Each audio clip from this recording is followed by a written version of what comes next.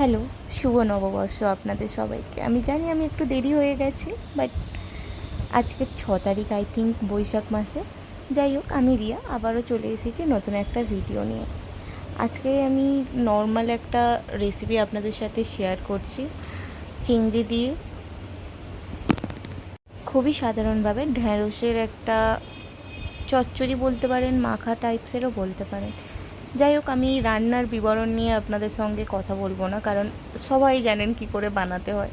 কম বেশি বাঙালি বাড়িতে ঘন্ট এইসব হয়েই থাকে। আমি আপনাদের সাথে কথা বলতে এসেছি। আপনারা জানাবেন আপনাদের নববর্ষ কেমন কাটলো। জানেন তো, আমাদের এখানে না নববর্ষে একটা মেলা অনুষ্ঠান হয়, সেটা প্রত্যেক বছরই হয়। আপনারা কেউ কেউ হয়তো শুনেও থাকবেন, যারা দক্ষিণ 24 পরগনার মধ্যে থাকেন, যেমন ডায়মন্ড হারবারের সাইডে। মেলার নাম হচ্ছে ফতেপুরের গোষ্ঠের মেলা। তো আপনাদের ওখানে যদি কোনো মেলা অনুষ্ঠান হয়ে থাকে আমাকে কমেন্ট করে জানাবেন।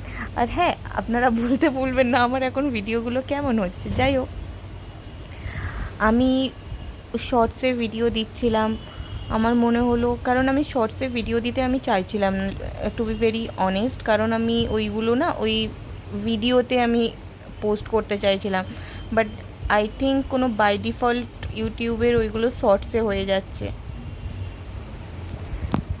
আপনাদের মনে হচ্ছে আমি ডেলি ব্লগ ছেড়ে আমি কেন রান্নার ভিডিও দিচ্ছি। দেখুন, সত্যি বলতে আমি রান্না করতে ভালোবাসি আর তেমনই খেতে ভালোবাসি। আমি জানি সমস্ত বাঙালিরাই সেম।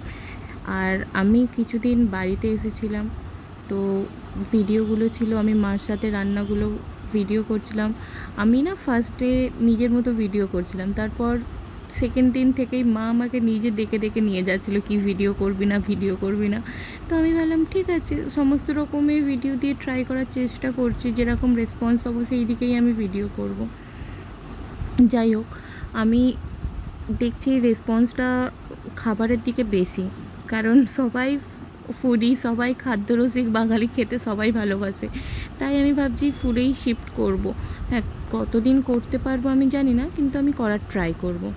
যাই হোক, এখানে আমার মা যেরকম নর্মালভাবে রান্নাগুলো করে সেইভাবে একদম সাধারণভাবে, আর এখন গরম তো তাই খাবারগুলো একটুখানি কম তেল কম মশলা দিয়ে করার ট্রাই করছে। প্লিজ আপনারা জাজ করবেন না, আর খাবারের কালার দেখে বা তরকারি দেখে ভাববেন না। যাই হোক, আজকের জন্য এইটুকুই ছিল।